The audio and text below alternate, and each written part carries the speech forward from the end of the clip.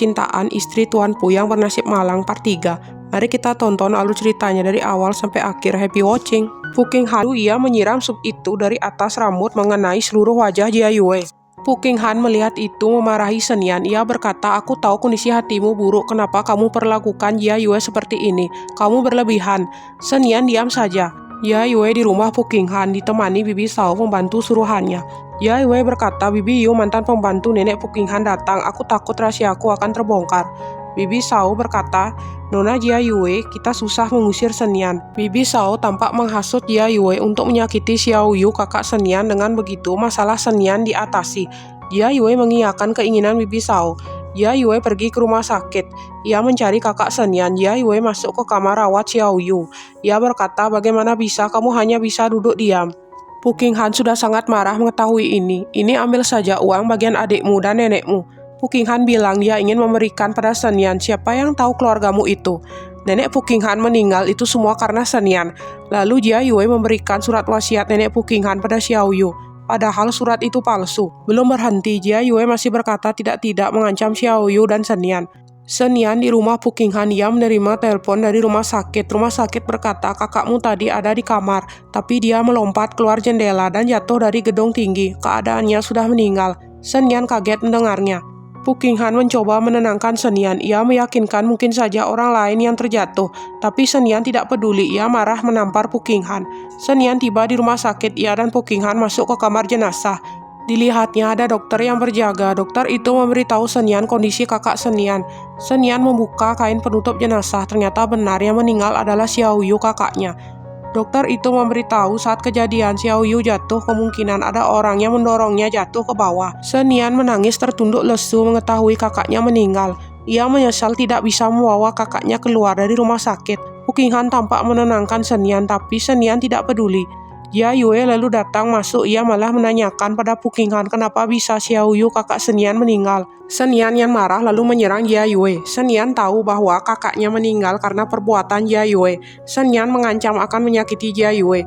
Pu Qinghan ketakutan lihat Shen Yan marah pada Jia Yue. Shen Yan melukai Jia Yue dan mendorongnya jatuh. Pu Qinghan menolong Jia Yue yang terluka dan membiarkan Shen Yan yang juga terluka terkapar sendirian. Pu Qinghan duduk sendiri menunggu Jia Yue yang sedang ada di ruang operasi. Dokter datang beritahu Pu Qinghan Jia Yue bebek saja. Ada dua perawat wanita berjalan di depan Pu Qinghan. Mereka bergosip tentang ada kabar seorang pasien perempuan yang meninggal karena gagal jantung. Saat perempuan itu meninggal, tidak ada satupun keluarga di sampingnya. Suami perempuan itu tidak menjawab telepon rumah sakit. Paman Ming datang mencari Pu Qinghan. Pu Qinghan meminta ponselnya pada Paman Ming. Dengan anehnya, ia mencoba menelpon nomor Shen Yan dan menyuruh Shen Yan pulang ke rumah. Pu Qinghan masuk ke kamar jenazah. Dilihatnya dokter Jiang berjaga. Pu Qinghan berkata, "Di mana Shen Yan? Kemana kamu membawanya? Apa kamu sedang berakting?" Dokter Jiang berkata, "Ya benar, Shen Yan sudah meninggal sekarang."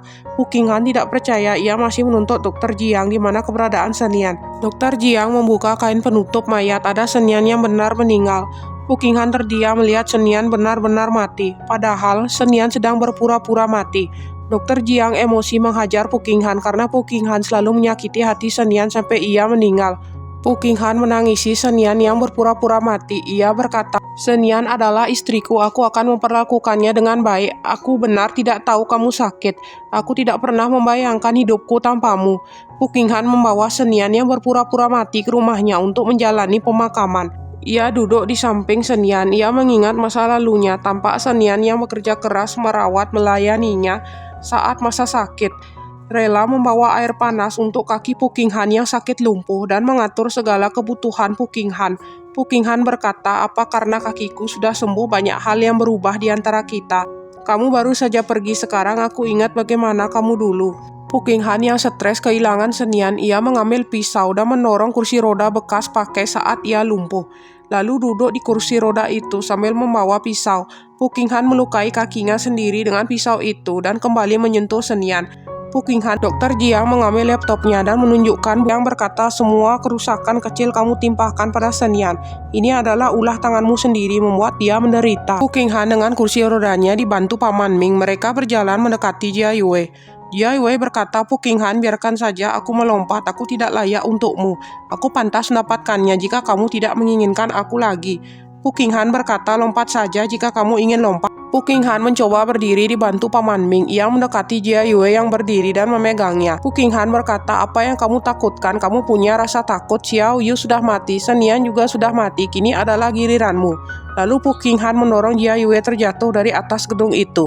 Pu Qinghan pulang ke rumah. Ia berteriak memanggil Shen Yan. Melihat kamar tidur kosong, Pu Qinghan marah berkata, siapa yang sudah membawa Shen Yan pergi? Dokter datang menghampirinya. Dokter berkata, Tuan Pu, kamu sedang tidak enak badan. Ada laporan tes DNA mayat. Ternyata DNA mayat yang telah dikuburkan tidak cocok dengan DNA milik istrimu. Istri Tuan Pu mungkin masih hidup lalu telah melarikan diri. Pu Qinghan terdiam mendengar itu, lalu ia tertawa dan berharap bisa menemukan Shen Yan. Shen Yan pasti ada di sini sebelumnya. Paman Ming berikan aku kue kacang merah untuk dimakan. Dia pasti akan kembali. Terima kasih sudah menonton video ini. Jangan lupa subscribe, like, dan komen. Sampai jumpa.